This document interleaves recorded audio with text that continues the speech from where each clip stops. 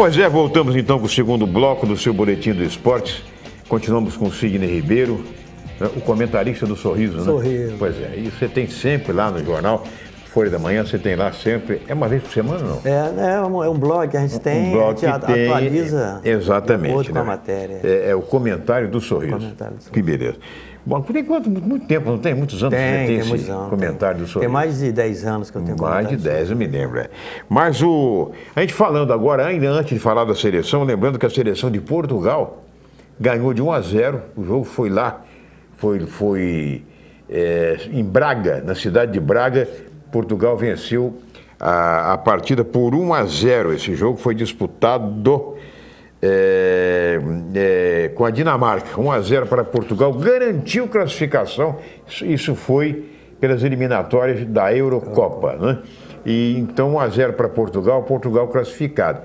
E aconteceu ontem também, a exemplo que aconteceu com o Brasil aqui na América do Sul, lá na Europa também, a Irlanda jogando em casa conseguiu fazer 1-0 na Alemanha, né? A Alemanha não tem tinha garantida a sua classificação, mas em função de outro resultado, a Escócia empatou no final com a Polônia em 1-1, e isso a Alemanha ainda precisa ainda da última rodada. Quer dizer, o futebol está nivelado, né, Cid? Eu acho que depois que jogadores de pequenos países, que antigamente eram presas fáceis, passaram a atuar no exterior, eles ganharam experiência, viram como é a coisa e tal, e voltaram com outra filosofia. Perderam o medo, né? Exatamente. Perderam o medo de olhar, olha aquilo ali. Ontem a gente observa que a evolução do futebol mundial. Hoje em dia a tecnologia ajuda muito, tem equipes que trabalham muito essa questão, estudam,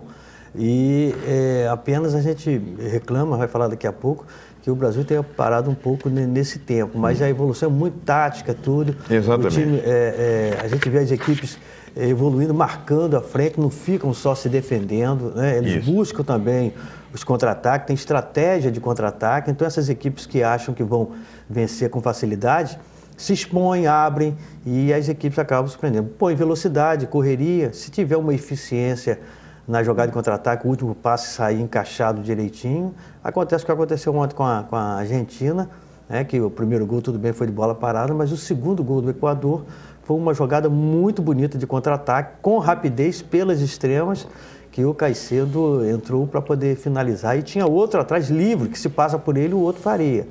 Então, o futebol hoje está muito evoluído, as equipes europeias estão levando esses jogadores de melhor qualidade desses países menos desenvolvido em termos de futebol, e os caras já chegam com uma certa moral.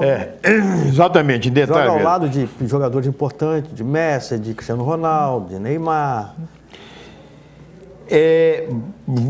Falando ainda sobre das notícias de ontem que saíram aí nos sites esportivos, destaque para o pedido de afastamento, e já aconteceu o afastamento, né, da cúpula da FIFA, né, por 90 dias, podendo se estender por mais 45, do presidente Blatter, de Michel Platini, candidato à presidência e presidente da Federação da UEFA, né?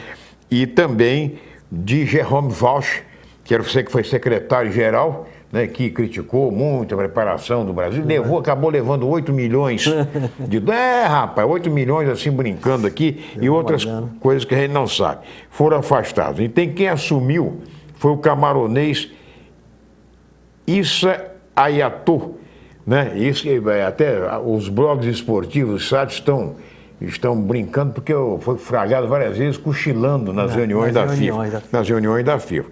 E quem assumiu a presidência da Federação Europeia foi Ángel Maria Villar, ele que é o presidente da Real Federação de Futebol da Espanha, não é?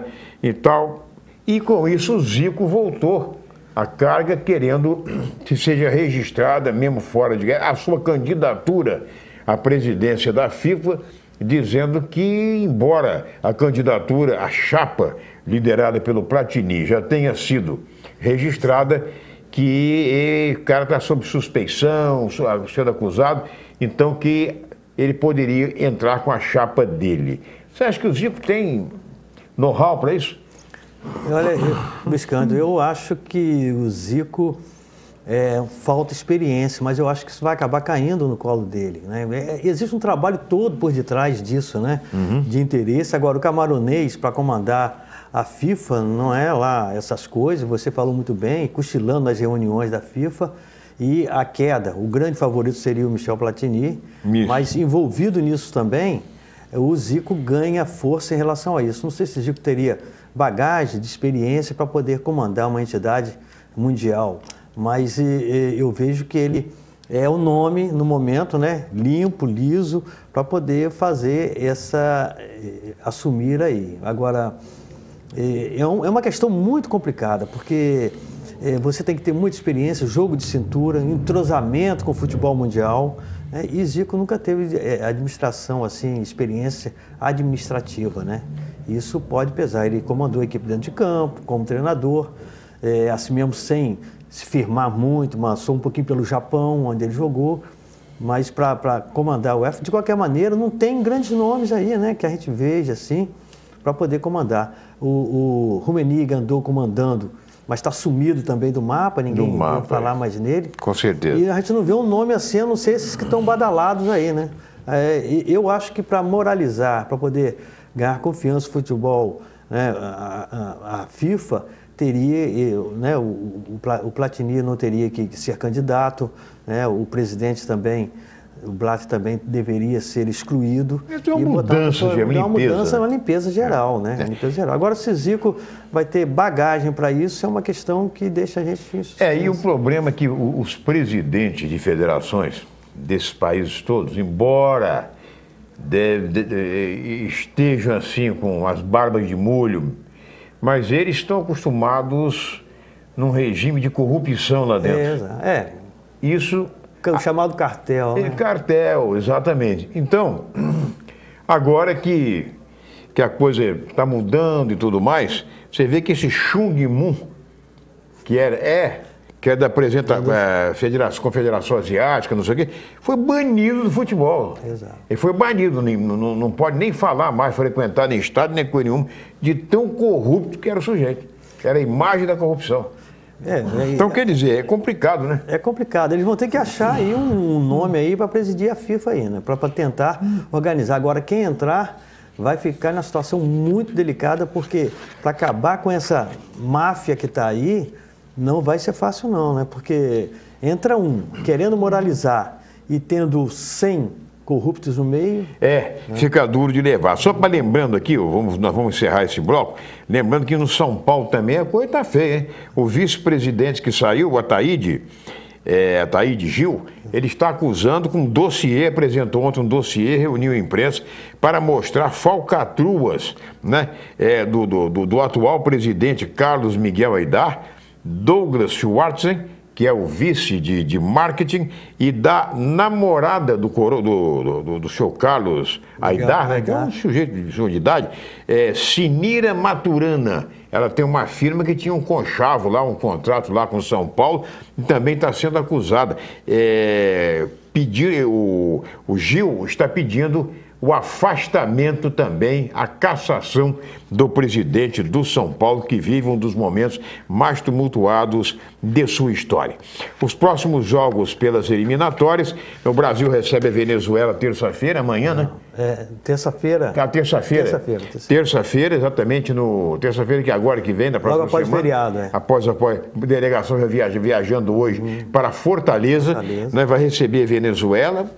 Aparentemente é um jogo... Poxa, eu sou de opinião que não existe jogo fácil. Hoje em dia não existe mais. O Equador vai receber a Bolívia em casa, depois da vitória sobre a Argentina. Vai pegar a Bolívia, que se posso dizer que é a pior equipe do campeonato. Das eliminatórias. Aparece como favorito o Equador, não é verdade? Uruguai e Colômbia jogam em Montevidéu. Deve ser, eu acredito, um dos clássicos da rodada, não é verdade? Paraguai recebe lá no Defensores del Chaco, lá em Assunção, Argentina. E a Argentina, se perder, fica ruim, hein? Fica complicado. Fica mal na fita. Peru e Chile jogam a outra partida, né?